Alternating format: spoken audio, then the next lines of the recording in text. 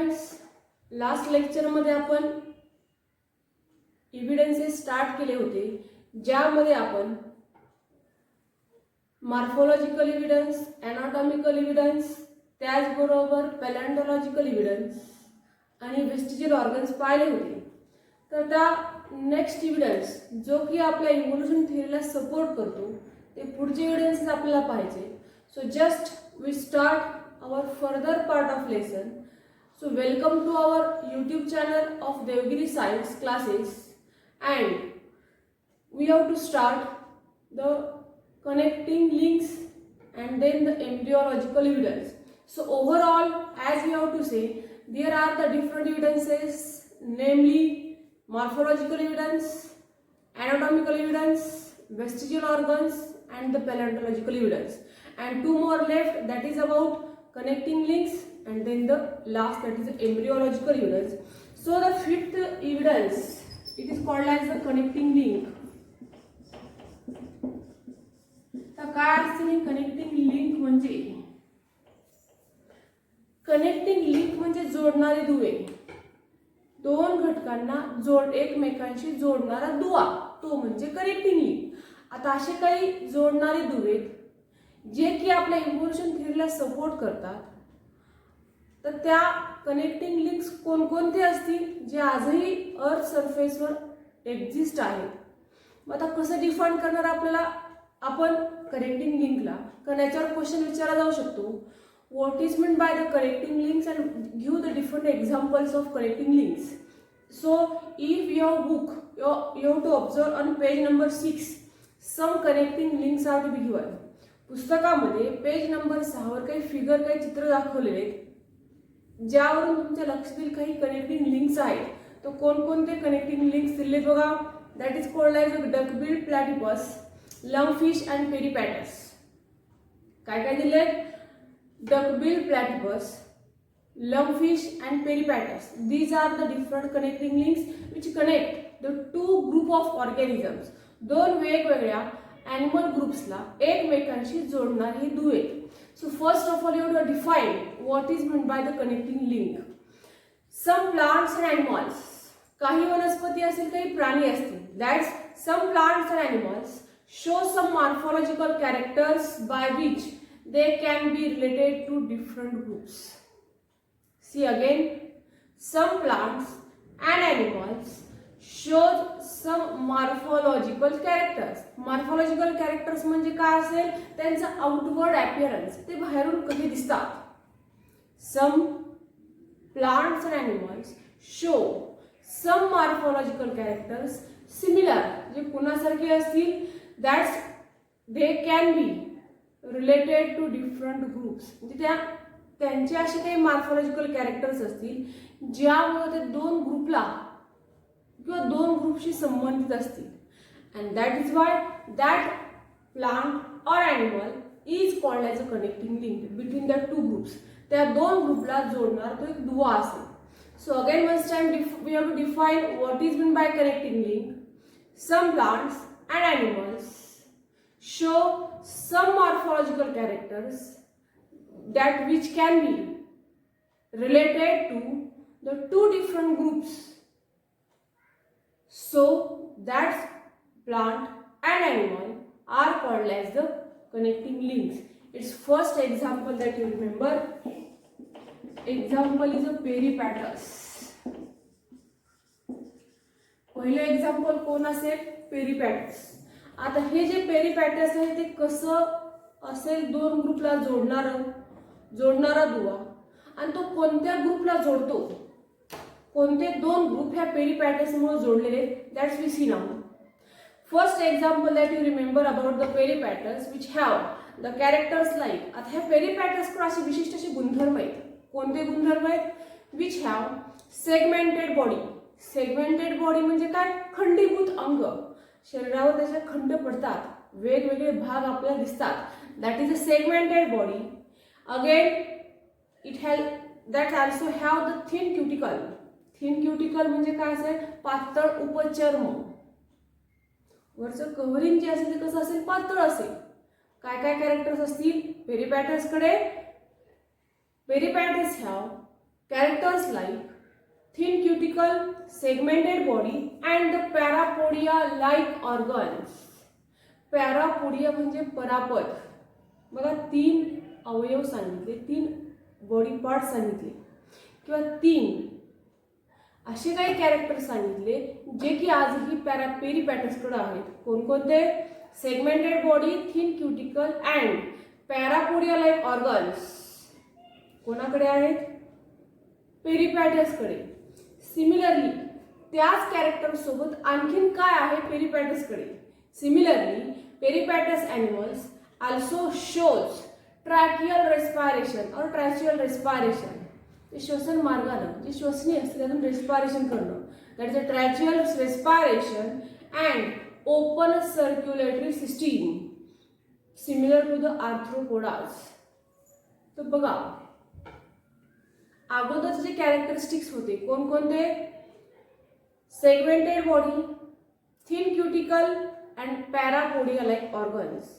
These organs are similar to a group of organism that is a phylum Annelida. आता हे phylum जे आहेत, phylum म्हणजे संघ. आपल्याला नेक्स्ट पुढे येणाऱ्या लेसन मध्ये हे पूर्ण जे ॲनिमल्स क्लासिफिकेशन असेल त्या ॲनिमल क्लासिफिकेशन मध्ये आपल्याला वेगवेगळे फायलम पाहिजेत. त्यातीलच हे 2 फायलम असतील, phylum Annelida and phylum arthropoda. कोणते? ॲनिलिडा मध्ये येणारे ऑर्गॅनिझम वेगळे, आर्थ्रोपोडामध्ये येणारे ऑर्गॅनिझम वेगळे. दोन्हींचे कॅरेक्टरिस्टिक्स वेगळे कारण त्यांचे वेगवेगळे 2 फायलम आहेत, 2 संघ आहेत. मग हा जो पेरिपॅटस आहे, हा पेरिपॅटस ह्या 2 ग्रुपला, ह्या 2 फायलमला एकमेकांशी जोडतो. का जोडतो? कारण पेरिपॅटसकडे काही कॅरेक्टरिस्टिक्स ॲनिलिडा ऑर्गॅनिझम सारखे तर काही कॅरेक्टरिस्टिक्स आर्थ्रोपोडा ऑर्गॅनिझम सारखे. तर कॅरेक्टरिस्टिक्स ॲनिलिडा सारखे कोणकोणते सांगितले? That peripatus have some characters like that of the Annelida are that's segmented body, thin cuticle and parapodia like organs. Similarly peripatus also have some characters like tracheal respiration and the open circulatory system similar to that of the arthropodas. कळते?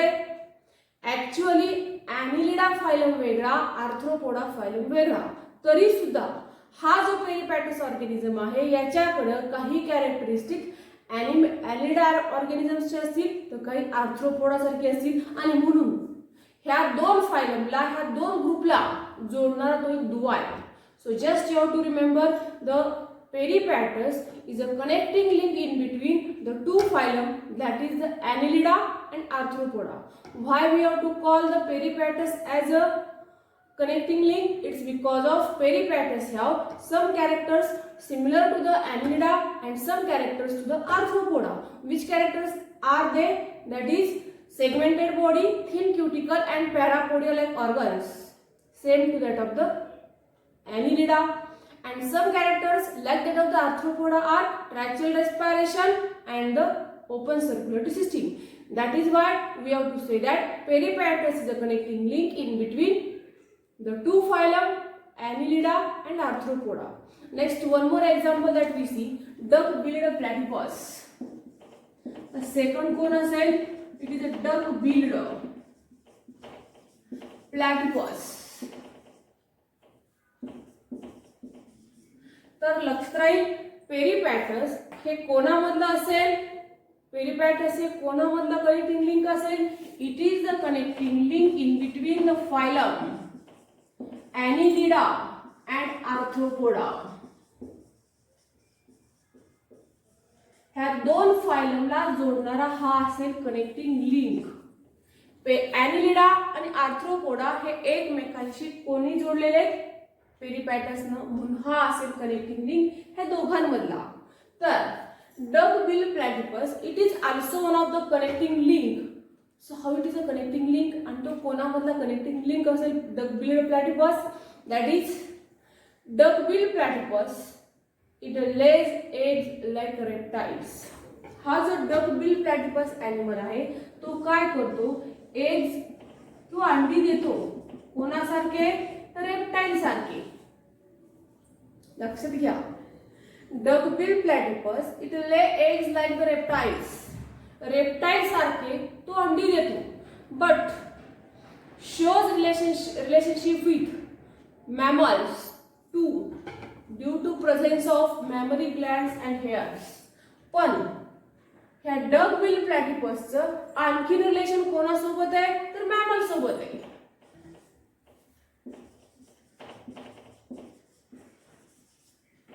तर हा जो duckbill प्लॅटिपस आहे तर तो एक connecting link असेल कोणामधला, रेप्टाइल्स अँड मॅमल्स. का? कारण डकबिल प्लॅटिपस अंडी देतो रेप्टाइल सारखा, पण त्याचबरोबर ह्या डकबिल प्लॅटिपस कडे काय मॅमरी ग्लॅंड्स आणि हेअर्स आहेत. त्याच्या शरीरावर हेअर्स आहेत मॅमल सारखे, आणि मॅमल सारखेच त्याच्याकडे दुग्ध ग्रंथी आहेत.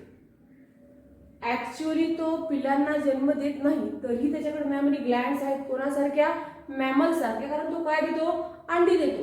आणि म्हणून हा कनेक्टिंग लिंक असेल कोणामधला, reptiles and mammals. It's means that reptiles and mammals are connected due to the duck billed platypus. हे दोन ग्रुप ॲनिमल्सचे एकमेकांना जोडले गेले कुणामुळं, डक-बिल्ड प्लॅटिपस मुळे. So just you have to say that duck billed platypus it is one of the connecting link in between reptiles and mammals. Again one more example, at the third example it is about the lungfish. तिसरा example असेल lungfish. Though it is a fish, तो एक fish आहे. That lungfish performs respiration with the lungs irrespective it is a fish. As we know fishes respire with their gills, that we know. हे आपल्याला माहिती आहे की फिशेसचं respiration कशाने होते, त्यांच्या गिल्सद्वारे होते. But it is one of the fish that's called as a lungfish. Whenever it is a fish but it respire with lungs. कळते? Lungfish respire with lungs, being it a fish, and at the same time, just you have to say, the lungfish, it is the connecting link in between the two group of organism that is called as Pisces and amphibians. कारण amphibians असे आहेत जे की लंग्सने respiration करतात, स्किनने करतात. मग ह्या amphibians सारखं हा लंगनं रेस्पिरेशन करतो, पण ऍक्च्युअली तो कोण आहे, फिश आहे. सगळे फिशेस कोणत्या ग्रुपमध्ये येतात, मग पायसेस ग्रुपमध्ये येतात. So just lungfish, it is one of the connecting link in between these two group of animals called as Pisces and amphibians. So overall, all these examples of connecting link indicate that हे सगळे example आपल्याला काय indicate करतात, that is mammals evolved from reptiles. बघा या ठिकाणी relation between the pairs एक तयार होते. ह्या मॅमल्सचं इव्होल्युशन कोणापासून झालं, रेप्टाइल्स पासून झालं. Mammals evolved from reptiles and amphibians evolved from Pisces. Amphibians evolution कोणापासून झालं, Pisces पासून. So here Pisces म्हणू शकतात किंवा या ठिकाणी फिशेस म्हणलं तरी चालेल. That's you have to remember. Reptiles, mammals, fishes and amphibians. We have to say that mammals evolved from reptiles and amphibians evolved from fishes. So this is one of the evidence that you say are the group of animals in which some of the connecting links are to be present, which gives us an idea about the evolution theory or evolution of life.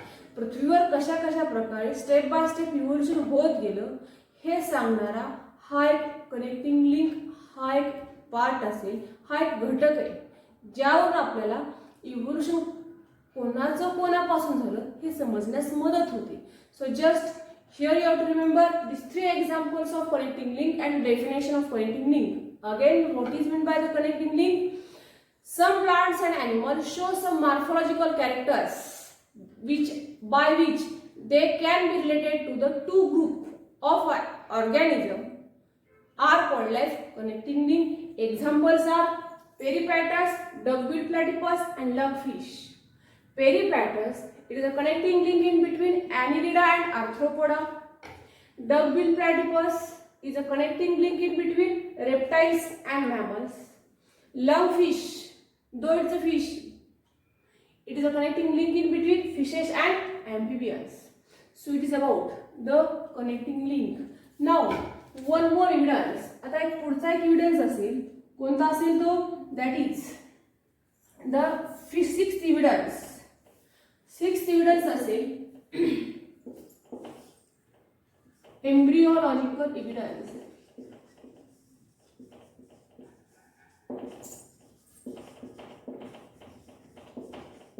हा असेल आपला सहावा evidence, एम्ब्रिओलॉजिकल evidence म्हणजेच भ्रूण विज्ञान विषयक पुरावा. एम्ब्रिओलॉजिकल evidence म्हणजे काय असेल? भ्रूण विज्ञान. सजीव निर्माण होताना सुरुवातीला जो जीव निर्माण होतो त्याचा ज्यावेळी भ्रूण तयार होतो रिप्रोडक्शन नंतर, त्या एम्ब्रिओवरून सुद्धा आपण कॉमन अँसेस्ट्री सांगू शकतो. आता ती कशा प्रकारे सांगू शकतो तर पुस्तकात दिलेलं तो चित्राचं निरीक्षण तुम्ही करून समजू शकता. वेगवेगळ्या प्राण्यांचे त्या ठिकाणी काय दिलेत? एम्ब्रिओज दिलेत. कधीचे ते एम्ब्रिओज? ते अर्ली स्टेज ऑफ डेव्हलपमेंटचे, means after the reproduction when the embryos are to be formed. In that embryological stage, organisms whenever are to be different, but that's all the organisms shows similarities in their embryos. त्यांचे जे भ्रूण आहेत ते भ्रूण कसे दिसतात? थोडक्यात सारखे दिसतात.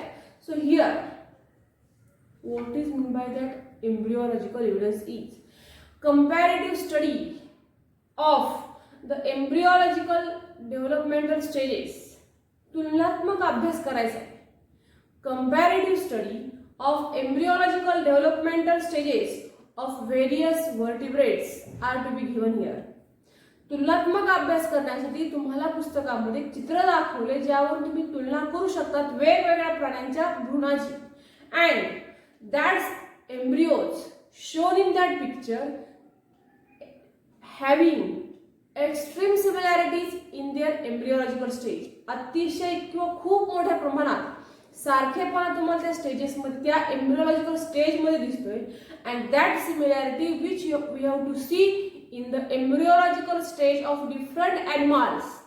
It states us, it indicates that all that organisms shown here have the common ancestry. ह्या सगळ्यांचे पूर्वज एकच आहेत. इथं जरी ते प्राण्यांचे भ्रूण वेगवेगळे असले पण त्यांची जी एम्ब्रिओज आहेत ते बऱ्याचशा प्रमाणात सारखे दिसतात, सिमिलॅरिटी दिसते. आणि ही जी सिमिलॅरिटी आपल्याला त्या एम्ब्रिओलॉजिकल स्टेजमध्ये पाहायला मिळते ती similarities, that similarity which we have to see in the embryological stage of that different organisms, it indicates that the organisms shown here have the common ancestors. म्हणजे ते सगळ्यांचे पूर्वज कसे एकच आहेत. So these are the different evidences as a morphological, anatomical, vestigial organs, connecting links, paleontological evidence, vestigial organs and the embryological evidence. That's all support to the evolution theory. की कशा कशा प्रकारे स्टेप बाय स्टेप सजीवांची उत्क्रांती पृथ्वीवर होत गेली ह्याला support करण्यासाठी सगळे पुरावे आपल्याला दिलेले. So here is we have to completed about the different evidences which support the theory of evolution. Next one more part of lesson that we see, it is about one of the theory. आता आणखी एक आपल्याला part पाहायचा आहे तो असेल एक theory पाहायची, एक सिद्धांत पाहायचा आहे. तो कोणती थेरी असेल ती? डार्विन्स थेरी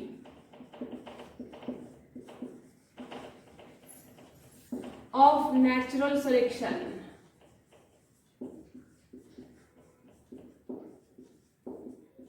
कोणता सिद्धांत असेल हा?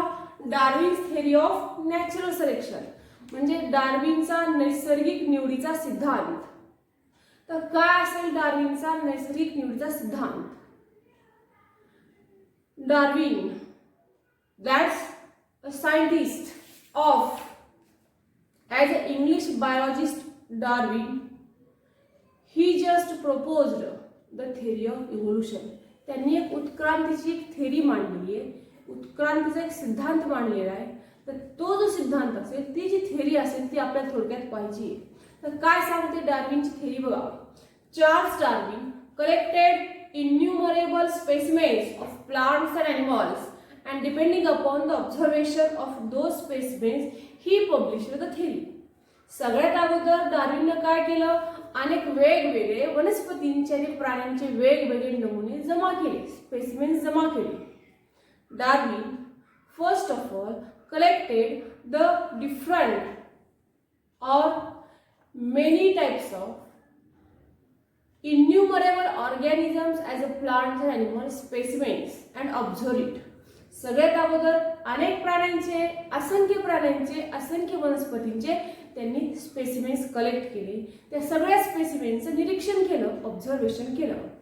Darwin first of all collected innumerable specimens of plants and animals and observe, and after the observation or depending upon the observation he published his theory.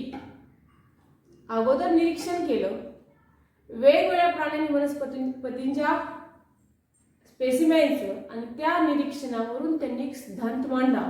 That's the theory of natural selection which preaches the survival of fittest. जी theory काय सांगते, that is the survival of fittest. सक्षम तोच जगेल.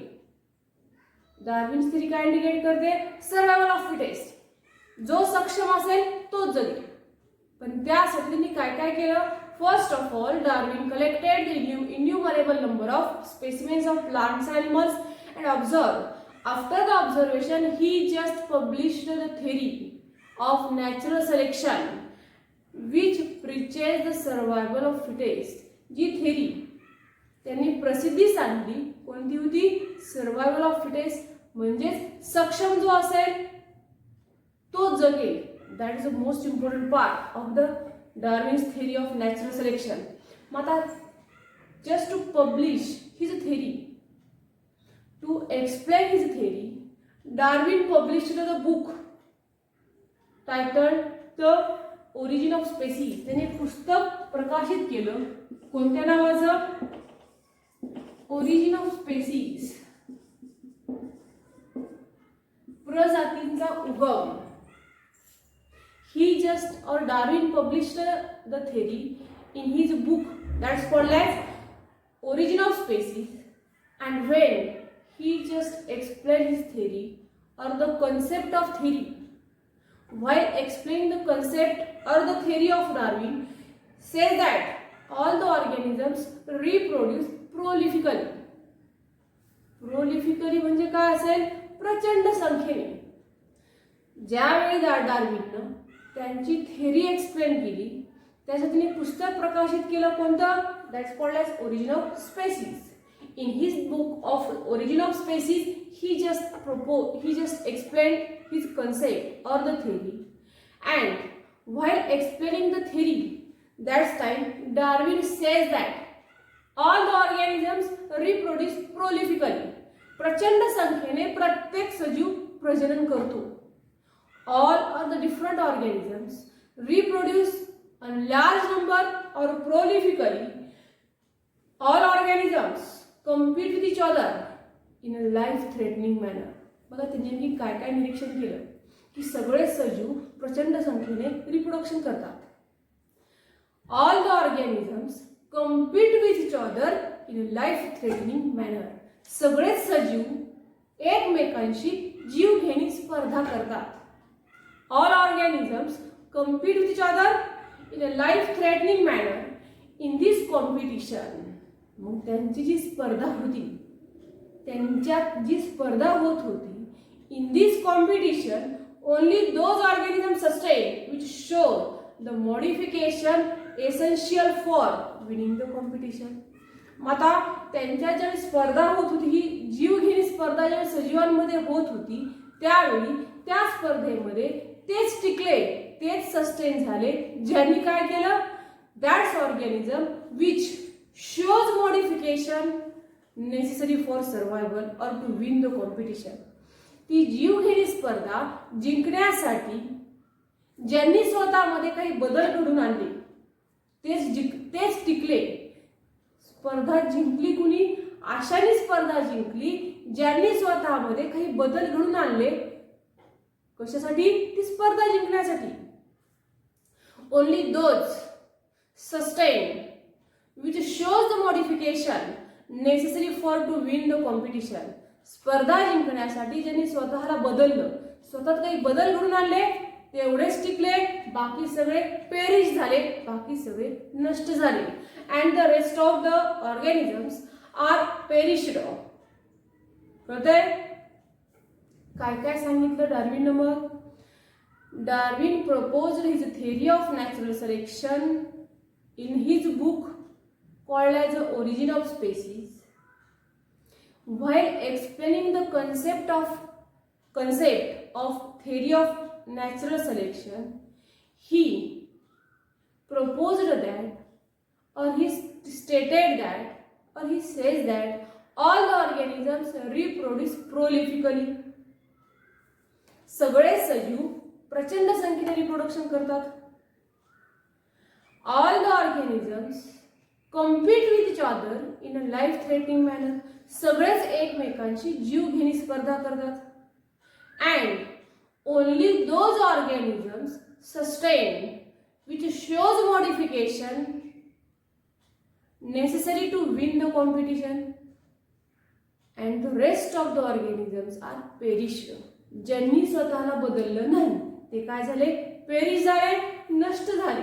However, this is natural selection also. आता ठीक आहे, प्रत्येकानं स्पर्धा केली, ज्यांनी स्वतःला बदललं ते जगले, ते टिकले, बाकी सगळे पेरिश झाले. पण त्याचसोबत ह्या सगळ्या गोष्टींसोबत natural selection natural selection also plays an important role because nature select only those organisms which are fit to survive or fit to live and rest is perish. हे सगळं होत असताना स्पर्धेमध्ये तेच टिकले ज्यांनी स्वतःमध्ये बदल घडवला. पण ह्याच्यामध्ये आणखी एक महत्वाची भूमिका कुणी बजावली? तर नेचरनं बजावली. Nature also plays an important role in this selection or in this theory, that is nature select only those organisms which are fit to survive, fit to live. निसर्गाने काय केलं? त्यांनाच फक्त निवडलं जे जगण्यासाठी कसे होते? फिट होते. Rest is perish. आणि बाकी सगळे नष्ट झाले. जे जगण्यासाठी सक्षम नव्हते, फिट नव्हते, ते काय झाले? नष्ट झाले. So here sustaining and selected organisms can perform the reproduction and thereby gives rise to new species. मग ज्यांना निसर्गाने निवडलं, जे की फिट होते, त्यांच्यामध्ये पुढे कोणती प्रोसेस झाली? रिप्रोडक्शन झालं. त्या रिप्रोडक्शन मधून जे नवीन जीव निर्माण झाले त्यांच्यामध्ये परत आणखी आपल्याला व्हेरिफिकेशन त्यांच्यात आपल्याला परत वेगवेगळे चेंजेस पाहायला मिळाले. That means sustaining and selected organisms can perform the reproduction and thereby they give rise to the new species with a new or with their own characteristics. ज्यांना निसर्गाने निवडलं त्यांच्यात रिप्रोडक्शन झालं, त्या रिप्रोडक्शन मधून नवीन जीव निर्माण झाले, नवीन स्पेसीज तयार झाल्या. कशासोबत तयार झाल्या? With the new characters. With new characters, new species are to be formed due to the reproduction in between. In that species which are selected by the nature. So here, Darwin's theory of natural selection was widely accepted for a long duration. बऱ्याच काळानंतर Darwin म्हणजे पूर्ण verification केलं गेलं, पडताळे केले गेले आणि त्यानंतर डार्विनची थेरी जगन्मान्य झाली, जगामध्ये सगळीकडे मान्य केली गेली. Whenever his theory is widely accepted, but that theory also have some of the objections. ठीक आहे, त्यांची थेरी जगन्मान्य झाली, जगाने मान्य केली, वर्ल्ड वाईड ऍक्सेप्ट केली गेली, तरी सुद्धा डार्विनच्या थेरीमध्ये काही आक्षेप तयार झाले किंवा त्याच्यावर काही आक्षेप घेतले गेले तर ते कोणते असतील ऑब्जेक्शन्स जे की डार्विनच्या थेरीवर घेतले गेले. तर फर्स्ट ऑब्जेक्शन असेल डार्विनच्या थेरीवर घेतलं गेलं, nature selection is not only the factor responsible for evolution. फक्त निसर्ग हा एकच घटक नसेल ज्यामुळे इव्होल्युशन झालं. काय घेतलं ऑब्जेक्शन? पहिला आक्षेप काय निर्माण झाला डार्विनच्या थेरीवर? Nature is not only the factor responsible for evolution. Second one more, Darwin did not mention and explain about the useful and harmful modifications. डार्विननं कशाबद्दल एक्सप्लेनेशन दिलंय किंवा त्यांच्या थेरीमध्ये कोणत्या गोष्टीचा त्यांनी उल्लेख केला नाही? He did not explain about the useful and harmful modification. म्हणजेच युजफुल मॉडिफिकेशन कोणते किंवा हार्मफुल मॉडिफिकेशन कोणते याच्याबद्दल एक्सप्लेनेशन त्यांनी त्यांच्या थेरीमध्ये दिलं नाही. So it's becomes one of the objection. And third one more objection, there is no explanation about the slow changes and abrupt changes. तिसरं ऑब्जेक्शन काय होतं? तिसरा आक्षेप काय घेतला गेला त्यांच्या थेरीवर? There is no explanation about slow and abrupt changes. हळूहळू होणारे बदल किंवा जलद गतीने होणारे बदल याच्याबद्दलही कुठलं त्यांनी एक्सप्लेनेशन दिलं नाही, स्पष्टीकरण दिलं नाही. तर हे होते 3 ऑब्जेक्शन्स. कोणकोणते? पहिलं ऑब्जेक्शन होतं Darwin just whenever the Darwin explained his theory which is worldwide accepted, but it has some of the objection. First objection is natural selection is not only the factor responsible for evolution. Second objection, Darwin did not explain about the useful and harmful modification. Third one more, there is no any explanation given in the Darwin's theory about the slow changes and the abrupt changes. Again you have to just remember that irrespective of all these objections, ठीक आहे, objections होते, हे objections असले तरी सुद्धा that is Darwin's work of evolution is the milestone. अत्यंत महत्वाची भूमिका बजावली डार्विननं.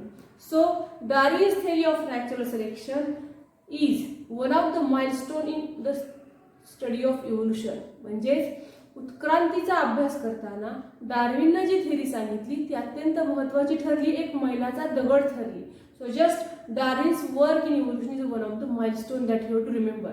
So here it is a short theory given here about the Darwin's theory. Now up to we have to complete the part of lesson that is a heredity and hereditary changes. Next one, transcription, translation and translocation. Next one more part that we started, it is about the evolution, in which we see the theory of evolution and the different evidences which support the theory of evolution. And now we completed about the Darwin's theory of evolution. तर आता Darwin's theory इव्होल्यूशनची complete झालेली आहे. जर तुम्हाला हा video आवडला तर चॅनलला लाईक करा, शेअर करा आणि सबस्क्राईब करा. धन्यवाद.